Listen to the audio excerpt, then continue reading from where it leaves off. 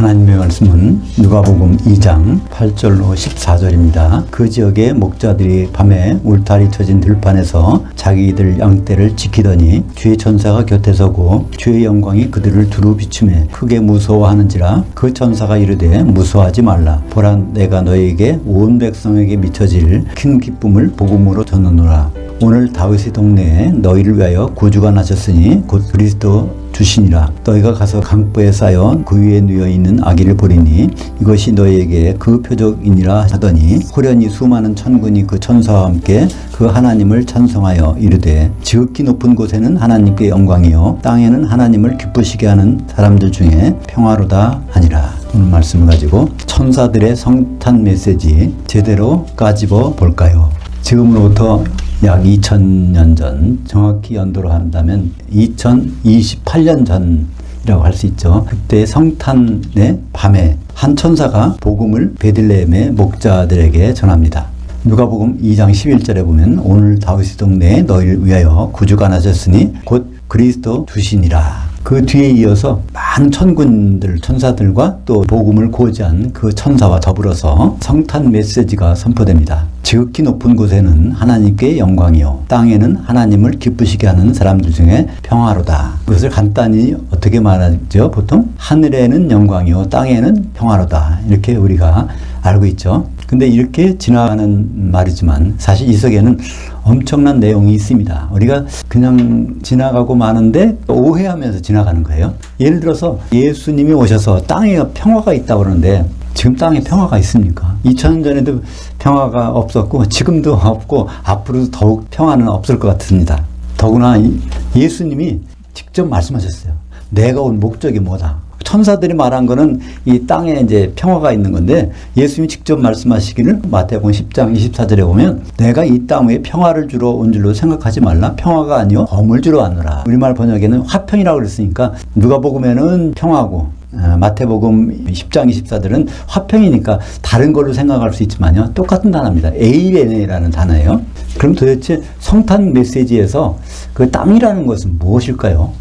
땅에 평화를 준다고 그러는데 그 평화가 없어요. 성탄 메시지에서 땅은 그 물리적으로 봐야 되는 것이 아니라 영적으로 봐야 됩니다. 성령에서 땅이 무엇을 말할까? 그것을 생각해야 그곳에서 어떤 일이 벌어질까를 알 수 있는 것입니다. 쉽게 말해서 우리가 걸어다니고 있는 땅, 이 지구, 이거를 말씀하시는 것이 아니라는 것이죠. 마태복음 5장 5절에 보면 온유한 자들은 복이 있나니 그들이 땅을 상속으로 받을 것이며, 그래서 온유한 자들에게 주시는 땅을 얘기하고 있습니다. 성경에서 온유하다는 말은 플라우이스라고 그래서 야생마를 길들인다는 말입니다. 그러니까 우리가 하나님 말씀에 길들어진다면 그 사람에게 복이 있는데 그것이 땅을 상속으로 주시겠다는 것입니다. 영적인 땅이죠. 바로 이것은 교회를 말합니다. 하나님이 주신 상속물, 이것은 교회죠. 이 지구가 다 없어져도 교회만은 남으니까 그렇습니다. 성경에서 땅과 교회는 동격으로 쓰입니다. 골로새서 1장 18절에 보면 그는 몸인 교회의 머리시라. 그가 근본이요 죽은 자들 가운데서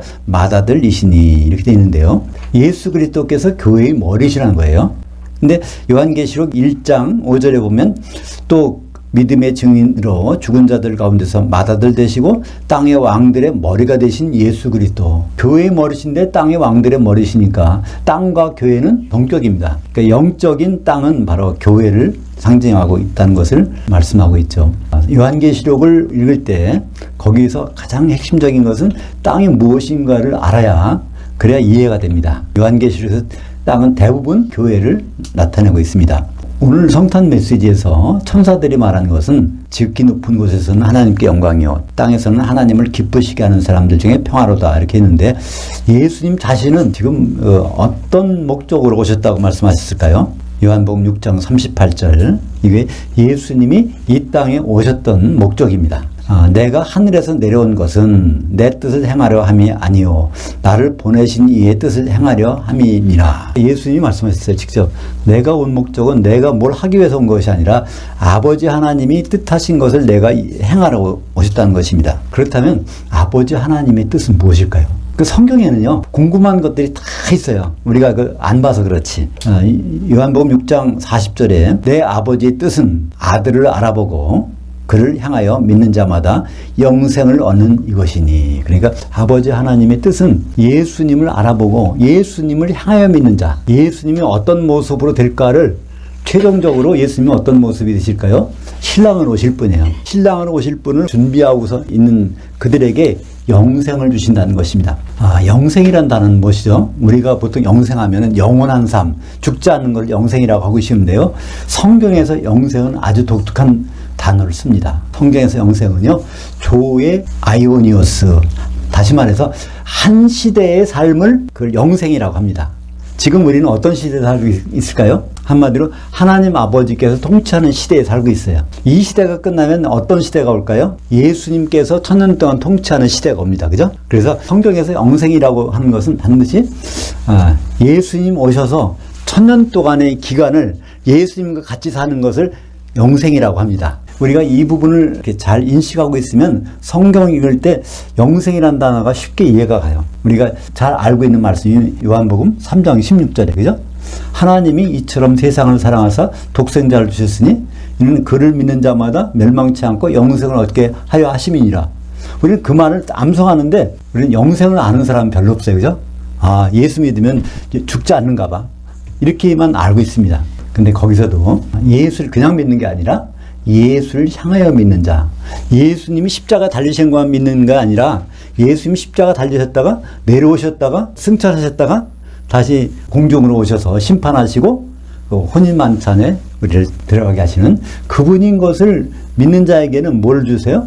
영생을 준다는 말입니다. 그때 영생도 마찬가지죠. 1000년 동안 예수님과 같이 있는, 그러니까 1000년 동안 예수님과 같이 없으면 어떻게 될까요? 거기서 멸망, 지옥에서 1000년 동안 보내는 것이죠. 그러면 반드시 영생하려면 어떤 단계를 거쳐야 될까요? 이런 육신의 몸으로 영생은 없습니다. 요새는 의학이 발달해서 100세 사는 사람도 있고 120년 사는 사람도 있고 좀 더 사는 사람도 있고 앞으로는 거의 200세까지 살 수 있다고 그래요. 그렇지만 영생은 이런 육신의 몸으로 사는 것이 아니라 영의 몸으로 변해서 사는 것입니다. 예수님도 이 땅에 오셨다가 무덤에 들어가서 나올 때는 어떻게 나왔어요? 영의 몸으로 오셨어요. 그러니까 부활하셔서 제자들이 문을 닫고 있는데 그 방으로 들어가셨잖아요. 또 갑자기 또 갈릴리 호숫가에서 만나시고 이렇게 영의 몸을 입었기 때문에 자유자재로, 우리가 배추벌레가요 보통 애벌레로 지날 때는 그냥 배추밭에는 잎사귀 위를 기어다닙니다. 그죠? 근데 그게 나비가 되면요 그때는 완전 다른 행동을 보이잖아요. 그것처럼 우리가 육신의 몸으로 가지고 있는 이 세상의 삶이 있는가 하면 반드시 예수님 오시면 영의 몸을 입고 사는 세계가 있는 것입니다. 우리는 보통 부활을 뭐라고 하죠? 죽었다가 그 사람이 살아나면 부활이라고 해요. 베다니에 나사로가 죽은 지 4일이 됐는데 그 사람이 걸어 나오니까 이거를 부활이라고 생각하기 쉬운데요. 그건 부활이 아닙니다. 성경에서 부활은요 반드시 육신의 몸이 영의 몸이 되는 거예요. 그러니까 한 사람도 부활하게 됩니다. 산 사람도 예수님 오시면 이게 영의 몸으로 바뀌어갖고 되니까. 그러니까 산 사람도 부활하고 죽은 사람도 부활하는데 부활의 이론은 예수님이고, 두 번째는 누가 부활하죠? 고린도전서 15장 23절과 24절에 보면 순서가 나와 있어요. 부활의 첫 이론은 예수님이고, 두 번째는 그리스도께서 강림하실 때 그게 붙은 자, 그러니까 기독교인들이 또 부활합니다. 세 번째는 그의 나라, 천년왕국을 바로 아버지께 바칠 때, 천년왕국 끝난 다음에 백보자 심판 때 그때 이제 마지막 부활이 있는 것이죠. 그래서 이 부활이라는 것은 바로 영의 몸을 입는 것을 부활이라고 합니다. 이것을 아주 잘 설명해 놓은 것이 고린도전서 15장 51절과 52절입니다. 이것이 주님이 오실 때 우리가 어떤 모습이 될까, 교회 다니는 기독교인들이 어떤 모습이 될까가 아주 제대로 설명이 되어 있어요. 우리가 다 잠잘 것이 아니요 마지막 나팔에 순식간에 후련히 다 변화되리니. 그 마지막 나팔은 어떤 나팔이죠? 나팔절날 나팔이죠. 7째 나팔. 그때 영의 몸으로 변화되는데 나팔 소리가 나매 죽은 자들이 썩지 아니할 것으로 다시 살아나고, 그러니까 죽은 자들이 영의 몸을 입고 나오고 또 살아있는 우리도 영의 몸으로 변화되리라. 우리는 예수님 만날 때 이렇게 영의 몸으로 공중에서 예수님을 만나게 됩니다. 예수님도 어떤 몸에 영의 몸을 입고 거기 나타나시겠죠. 오늘 성탄 메시지 중에서 지극히 높은 곳이라는 것은 어떤 곳일까요? 우리는 이 성경을 읽으면서 하늘이 제일 높은 곳 같아, 그죠? 근데 사실 성경에 나오는 하늘은 하늘들과 하늘이 있습니다. 쌍수의 하늘과 단수의 하늘이 있어요. 그러니까 쌍수의 하늘, 하늘들을 우리말 성경에서는 제대로 번역을 안 해서 그냥 하늘이랑 똑같이 하늘이라고 해놨는데 사실은 그렇지 않습니다. 창세기 1장 1절에서 태초에 하나님이 하늘들과 땅을 창조하셨다고 돼 있어요. 그죠? 그러니까 우리가 살고 있는 이 우주는요, 하늘들입니다. 그러면 단수의 하늘은 어딜까요? 고린도후서 12장 2절에 나오는 것처럼 셋째 하늘로 불립니다. 하늘들, 두 개 하늘 속에 우리가 있으니까 이거 두 개 하늘을 벗어나면은 그것이 셋째 하늘 아닙니까? 그러니까 성탄 메시지 중에서 지극히 높은 곳에서는 하나님께 영광이요. 그 말은 바로 셋째 하늘에서는 하나님께 영광이라는 겁니다. 그게 무슨 말일까요? 그러니까 우주가 생겨나기 전에 셋째 하늘에서 무슨 일이 있었다는 겁니다. 영광이라는 것은 하나님이 비밀이 드러나는 거예요. 셋째 하늘에서 어떤 일이 있었을까요? 예수님을 이 우주로 사람 모습으로 보내겠다는 계획이 거기 있었다는 것입니다. 그것이 나타난 현장이 2000년 전에 성탄의 밤이 되는 것입니다. 바로 이 내용을 예수님은 주기도문 가운데서 우리에게 설명해 주고 계세요. 주기도문의 앞부분을 한번 볼까요? 거기에 다 그 내용이 나옵니다. 그러므로 너희는 이렇게 기도하라. 그 하늘들에 계신 우리 아버지여. 여기 하늘들이 나오잖아요. 그러니까 이 우주에 우리와 함께 계신 아버지여. 그래서 그 다음에 아버지의 그 이름이 거룩히 여김을 받으시오며 아버지의 그 통치가 임하시오며 아버지의 그 뜻이 하늘에서 이루어진 것 같이. 여기가 바로 단수의 하늘, 셋째 하늘이에요. 그러니까 우주가 생겨나기 전부터 그 하늘에서 아버지 뜻이 계셨다는 거예요. 그것이 어디에서 이루어져요? 땅에서도 이루어지이다. 그때 땅도 오늘에서의 성탄 메시지의 땅입니다. 그냥 땅이 아니라 교회에서 이루어지는 거예요. 아버지의 뜻이 예수님을 먼저 보내놓고 그 다음에 예수님이 두 번째 오실 때는 뭐로 오셔요? 신랑을 오시니까 신랑이 오시려면 신부가 준비가 되잖아요. 그러니까 예수님의 초림은 뭐 때문에 오실까요? 신부 준비하러, 바로 교회를 준비하러 오셨어요. 두 번째는 결혼하러 오세요. 교회가 신부 단장을 하면 바로 결혼하러. 그러니까 마태복음 6장 9절부터 10절까지 주기도문 속에 하나님의 비밀이 다 들어가 있고 비밀이 하나하나 나타나는 것마다 그게 영광입니다. 예수님이 6월절에 십자가 달리시는 것도 영광이에요. 하나님의 비밀이 드러나니까. 그죠? 그 다음에 그분이 부활하시고 승천하시고 하는 것, 그게 다 영광입니다. 하나님의 계획이 하나하나 벗겨지는 것, 그것을 영광이라고 성경에서 말씀하고 있는 것입니다. 그러니까 주기도문 하나님의 비밀이 하나하나씩 교회를 통해서 성취되기를 바라는 것입니다. 그러므로 우리가 복음을 안다고 하면, 이 성경을 읽었다고 하면 무엇을 알아야 될까요?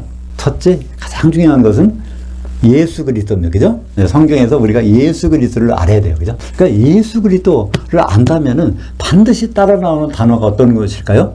교회입니다. 그죠? 예수 그리스도께서 앞으로 신랑을 오실 텐데 반드시 신부될 교회예요. 그러니까 그리스도와 교회가 그건 항상 짝입니다. 떼야 뗄 수 없는 그런 짝이에요. 성경을 읽으면서 그리스도와 교회의 관계를, 그 두 단어의 관계를 우리가 생각지 않는다면 그냥 일반적인 책을 읽는 거예요.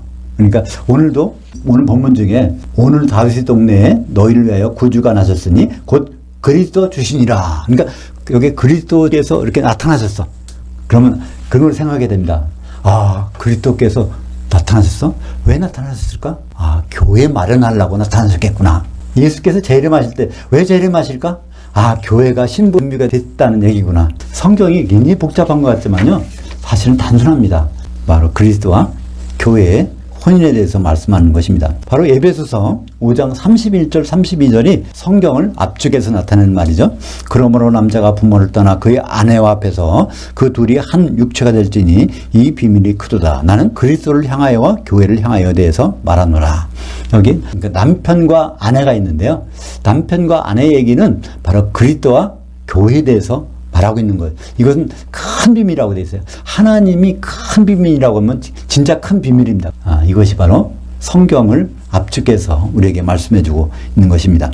창세기에서 아담은 예수 그리스도의 모형입니다. 로마서 5장 14절에 나와 있죠. 또 하와는 누구의 모형일까요? 교회의 모형입니다. 고린도후서 11장 2절에. 그러니까 사도 바울이 사도 입장에서 교회를 어떻게 했다고요? 한 남편이 그리스도께 중매했다고 되어 있습니다. 교회가 한 천으로 돼서 그분께 중매했다고 되어 있는 것입니다. 그러니까 그리스도와 교회는 창세기부터 쭉 나와요. 아담과 하와가 그냥 어떤 사람이 결혼했대 이런 것이 아닙니다. 앞으로 우리가 예수 그리스도와 어떻게 한 몸을 이루어서 결혼할 수 있는지를 창세기부터 우리에게 말씀해주고 있는 것입니다. 예수님은 원래 하나님이셨습니다. 근데 이 땅에 사람으로 오셨어요. 그저 사람으로 오신 게 아니라 하나님의 모든 권리를 내려놓고서 이 땅에 오셨어요. 왜 그렇게 오셨을까요? 하나님은 죽으실 수가 없어. 사람이 돼야 죽는단 말이에요. 그래서 모든 것은 내려놓고 오셨는데, 그럼 예수님이 오셔서 여러 가지 일을 하셨어요. 죽은 자도 살리고 병도 고치고 또 무리로 걷고. 그거는 어떻게 걸으셨을까요? 그런 일을 하셨죠? 30세 되었을 때 성령이 내려서 그런 일을 할 수 있었던 것입니다. 예수님의 실력으로는 그걸 못해요. 왜냐하면 하나님의 모든 것을 셋째 하늘에다 두고 오셨기 때문에. 그것이 어디 있죠? 빌립보서 2장 6절부터 8절까지. 그는 근본 하나님의 본체시나 하나님과 동등됨을 취할 것으로 여기지 아니하시고 오히려 자기를 비워 종의 형체를 가지사 사람들과 같이 되셨고 사람의 모양으로 나타나사 자기를 낮추시고 죽기까지 복종하셨으니 곧 십자가에 죽으심이라. 그러니까 십자가에 죽기 위해서 하나님 자리를 내려놓고 사람으로 오셨다는 겁니다. 그러니까 십자가에서 왜 죽으셨을까요? 왜 피를 흘리셨을까요? 창세기로 돌아가서 아담이 피 흘린 장면을 보면 우리는 그것을 알 수 있습니다. 그죠? 창세기 2장 21절 22절에 보면 아담을 잠들게 해서 갈비뼈를 뽑아서 그때 피가 나왔겠죠? 그걸 가지고 그의 아내를 데려오십니다. 이걸 가지고 이게 바로 하나님의 큰 비밀인데 이것이 예수님을 통해서 우리에게 밝혀지게 됩니다. 예수님이 십자가에서 왜 피 흘렸을까요? 우리는 보통 얘기합니다. 우리를 구원하기 위해서, 우리 죄를 사하기 위해서. 맞는 말씀이지만은 100점 만점에 그건 한 10점 될까 말까. 정답은 뭘까요? 정답은 바로 사도행전 20장 28절에 있습니다. 그 하나님이, 예수님이죠. 자기 피로 교회를 사셨느니라. 예수님이 피 흘려서 자기 아내 될 교회를 마련하기 위해서 십자가에 지셨다는 것입니다. 성경에는 교회를 양떼로도 설명하고 있습니다. 교회는 여러 모습으로 나오는데 교회는 양떼하면 이것이 그냥 양떼가 아니라 바로 교회를 나타내고 있습니다. 사도행전 20장 28절 제가 읽겠습니다. 여러분은 자기를 위하여 또 온 양떼를 위하여 삼가라. 여기서 여러분은 장로들 얘기하는데 에베소 교회 장로를 불러놓고 지금 사도 바울이 설교하는 내용이에요. 사실 장로들은요 목사들입니다. 지금으로 말하면 온 양떼를 위하여 삼가라. 성령이 그들 가운데 여러분들을 감독들로 삼고 그 하나님이 자기 피로 사신 교회를 목양하게 하셨느니라. 그러니까 여기서 온 양떼가 뭐라는 거야? 교회인데 교회는 뭘 샀어요? 그 하나님 예수님이 자기 피로 사셨다는 것입니다. 우리들 양떼로 설명하시는데 양떼는 뭘 해야 되죠? 목자가 주는 꼴을 먹어야 됩니다. 다른 걸 먹으면 양이 좀 다른 모습을 벗겨요. 염소 새끼로 바뀐다는 것이죠. 요한복음 10장 10절 내가 온 것은 양들로 생명을 얻게 하고 더 풍성히 얻게 하려는 것이라. 그러니까 예수님은 우리 성도들 하나님의 자녀들을 꼴을 먹고 풍성하게 먹게 하기 위해서 오셨다는 거예요. 근데 예수님은 그런 말씀하시고 그냥 가버리셨어요. 그럼 우리는 어디 가서 누구에게 꼴을 먹을까요? 예수님은 사도들을 통해서 우리에게 꼴을 먹여주십니다. 그래서 사도들의 말씀을 가지고 꼴을 먹는데 그것을 잘 먹도록 도와주는 사람들이 목회자라고 할 수 있습니다. 그러니까 목사라는 말은요 포이메인인데 사실 목동이라는 뜻입니다. 우리는 어느 교회 어떤 목사님의 교인이라 그런 말씀인데 그건 맞지 않습니다. 모든 교인들은 양들인데요. 누구의 양이에요? 예수님의 양들이에요. 히브리서 13장 20절에 양들의 큰 목자이신 예수 그리스도를 영원한 언약의 피로 죽은 자들 가운데서 이끌어내신 그 평강의 하나님. 그것도 영원한 언약이 바로 한 시대의 언약. 아이오니오스. 그러니까 천년왕국에서 예수님과 같이 지내겠다는 그 언약, 그 약속. 그것 때문에 예수님은 큰 목자이시고 또 사도들을 목자로 세서 우리에게 꼴을 먹여 주시는 것입니다. 베드로전서 5장 사절에도 그리하면 목자장이 나타나실 때 목자 중에서 우두머리. 예수님은 우리 우두머리시니까 사람으로서는 맏아들이십니다. 그죠? 근데 예수님은 또 천사들 중에서 천사장이시고 목자 중에서는 목자장이십니다. 시들지 아니하는 영광의 면류관을 너희가 얻으리라. 오늘 성탄 메시지는 우리가 한번 생각해 볼 필요가 있어요. 하나님이 천사를 통해서 성탄 메시지를 전했는데 그걸 왜 하필이면 목동들에게만 전했을까? 그러니까 성경을 담당하는 서기관, 바리새인들 그런 사람들에게 전하지 않고 왜 목동들을 가서 그 말씀을 전했을까? 그리고 천사들은요 목동한테만 전하고 다른 사람 안 만나고 그냥 하늘로 셋째 하늘로 올라갔다고 성경에 기록되어 있어요. 누가라는 사람이 사도 바울과 같이 있다가 사도 바울을 순교한 다음에 로마에서 예루살렘에 가서, 물론 누가는 유대인이 아닙니다. 예루살렘에 가서 모든 기록을 다 조사해가지고 기록하는 게 누가복음이거든요. 누가가 이 기록을 안 남겨놨으면 예수님이 언제, 어디서, 무엇으로, 어떤 모습으로 탄생했는지, 예수님이 오셨을 때 하늘에서 성탄 메시지 내용이 뭔지를 모를 뻔했어요. 근데 우리는 지금 다행히도 누가가 그걸 기록했기 때문에 그 내용을 알 수 있는 것이죠. 예수님은 목자장이시고 사도들은 목자들이고 교회는 그의 꼴을 먹는 양들이기 때문입니다. 주님은 앞으로 목자로 오세요. 목자로 오셔서 심판하세요. 어떤 심판일까요? 양들인지 새끼 염소들인지. 마태복음 25장 31절부터 46절까지는 그 내용이 나와 있습니다. 사도들을 잘 대접한 사람, 사도들의 꼴을 잘 먹은 사람은 양으로 인정하시겠다는 거예요. 사도들의 꼴을 안 먹은 사람들은 염소 새끼로 인정하신다는 것입니다. 사도들의 꼴이 뭘까요? 이 신약 성경입니다. 신약 성경을 꼼꼼히 작은 부분까지, 지극히 작은 부분까지라도 영접한 사람은 장사한 양이 되고, 그렇지 않은 사람들은 새끼 염소로 취급하시겠다는 거예요. 그 결과가 어떻게 될까요? 마태복음 25장 46절. 그들 새끼 염소들은 영벌에, 의인들 장사한 양들은 영생에 들어가리라. 여기 영생은 똑같은 영생입니다. 영생은 뭐라고요? 한 시대 동안에 예수님과 천년을 같이 사는 것이 영생이고, 영벌은 뭐요? 예수님과 떨어져서 지옥에서 천년을 보내는 것이 영벌입니다. 기독교인에게는 반드시 이 두 길밖에 없습니다. 흑백 논리예요.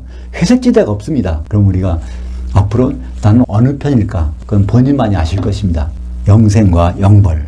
우리는 그 오늘 성탄 메시지 내용이 실현된 주의 날 공중의 교회를 심판하는 현장으로 한번 가보실까요? 앞으로 분명히 예수님 앞에서 일어날 일이 있는데 그것을 사도 요한을 불러서 보게 하신 그 내용이 요한계시록 1장 13절에 있습니다. 그 7 촛대들 한가운데 인자 같은 이가 발에 끌리는 옷을 입고 가슴에 금띠를 띠고, 그러니까 예수님이 서 있고 그 둘레에 누가 있어요? 7 촛대가 있는데 7 촛대는 7 교회니까 모든 교회가 공중에서 예수님을 둘러싸고 있는 모습이, 그게 앞으로 우리가 반드시 당면할 문제입니다. 우리 찬송가에는 그런 게 있어요. 내가 가서 주님과 인사하겠다, 그런 말이죠. 그게 아닙니다. 주님은 누굴 만나세요? 일단 교회를 만납니다. 그래서 교회 문을 두드리세요. 근데 주님의 음성을 듣고 거기서 문을 여는 사람, 그 사람에게 들어가서 만찬을 먹겠다는 겁니다. 이게 어디 나올까요? 요한계시록 3장 20절에 보면 내가 문 밖에서 두드릴 테니 누구든지 내 음성을 알아듣고 문을 열면 내가 그로 들어가 그와 더불어 만찬을 먹고 그도 나로 더불어 혼인 만찬을 먹겠다. 그래서 우리는 일단은 교회에 소속돼서 7교회 하나 교회 중에 소속돼서 공중에서 둘러서서 예수님을 만나고 거기서 심판을 받습니다. 어떤 심판일까요? 양인지 염소인지, 그죠? 예수님 말씀하셨어요. 요한복음 10장 27절에 내 양은 내 말을 알아들으며, 그러니까 문을 두드릴 때 예수님이구나 아는 사람 누가 한다고요? 사도들의 꼴을 제대로 먹은 사람들은 거기에서 그 말을 알아듣고 예수님과 만찬을 먹는데 그 음성을 못 알아들어. 그건 바로 영벌, 지옥에서 천년을 보내야 되는 것입니다. 바로 그 자리는, 공중에 올라간 자리는 바로 심판 자리죠. 혼인에 합당한지 안 한지 심판하는 것입니다. 고린도후서 5장 10절. 이는 우리가 다 반드시 그리스도의 심판 앞에 나타나게 되어 성도들 각자가 선악간에 그 몸으로 행한 것을 따라 받으려 함이라. 근데 그 몸은 바로 교회입니다. 단수로서. 그 몸은 무엇일까요? 그리스도와 혼인할 신부가 되는 것이죠. 다시 오늘 말씀, 성탄 메시지의 요지는요, 창세전에 결정된 하나님의 비밀한 뜻이 땅을 통해서 드러난다는 것입니다. 지극히 높은 곳에서는 하나님께 영광이요, 하나님 비밀한 것이 드러나는데 땅에서는, 땅이 뭐라고 그랬죠? 교회에서는 하나님을 기쁘시게 하는 들 중에 평안하다. 그러니까 교회에 다닌다고 해서 다 하나님을 기쁘시게 하는 것이 아니라는 거예요. 교회에 있는 성도들 중에서도 하나님을 기쁘시게 하는 사람이 있는가 하면 하나님을 기쁘시게 안 하는 사람이 있다는 겁니다. 다시 한번 누가복음 2장 14절을 볼까요? 지극히 높은 곳에서는 하나님께 영광이요, 땅에는 하나님을 기쁘시게 하는 사람들 중에 평화로다. 하나님을 기쁘시게 하는 사람인지 그렇지 않은 사람인지 우리가 자신을 생각해 볼 필요가 있지 않겠습니까? 그럼 하나님이 뭘 기뻐하실까를 알아야 그분을 기쁘게 해드리든 못해드리든 그거 나올 거 아닙니까? 하나님은 뭐를 가장 기뻐하실까요? 바로 예수 그리스도의 혼인을 기뻐하십니다. 땅에서는, 교회에서는 하나님을 기쁘시게 하는 자들, 혼인 준비가 되었고 하나님을 기쁘시게 하는 들 중에 평화로다. 이 평화란 말이요, 에이레네입니다. 에이레는 떨어진 것이 붙는다. 한 몸이 된다는 거예요. 에베소서 4장 3절에 보면 평안에 매는 줄로 성령이 하나 되게 하심을 힘써 지키라. 그러니까 이 평화, 한 몸 되는 데는 뭐가 필요할까요? 성령이 아니고서는 될 수가 없습니다. 열 처녀들이 다 신랑을 기다렸지만, 예수님을 기다렸지만, 거기서 성령의 기름이 준비된 사람만 혼인 만찬에 들어가고 준비 안 된 사람은 거기서 쫓겨나는 것을 볼 수 있습니다. 우리는 앞으로 5년, 10년이 문제가 아니라 1000년의 인생을 결정지을 그런 것을 가지고 이 세상을 살아가고 있는 것입니다. 우리가 뭐를 준비해야 될까요? 성령의 기름을 우리가 사는 날 동안에 준비해야 될 것입니다. 하나님을 기쁘시게 하는 사람들은 그리스도와 교회의 혼인을 기다리며 준비하는 사람들입니다. 이것을 기다리지 않고 준비를 안 했다고 하면 하나님을 기쁘시게 하는 사람이 아니니까 그러한 평안이 없을 것입니다. 그날에 모두가 공중으로 들려 올라가겠지만 거기서 혼인 만찬은 하나님을 기쁘시게 하는 사람들의 몫입니다. 이것을 요한계시록에서는 이기는 자라고 합니다.